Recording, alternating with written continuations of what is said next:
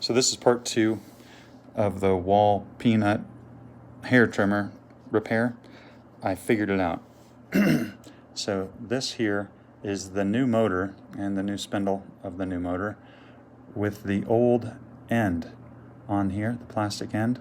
I desoldered it and swapped the new end because it had a new bushing, the bronze bushing on this end of the motor, and that was the part that had gone bad, and that's what created the wobble inside.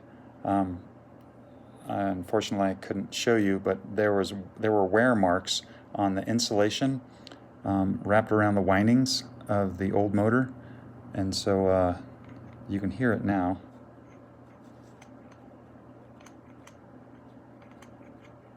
Yeah. Yep. So I just swapped it out, and now it works. Here it is. No problem.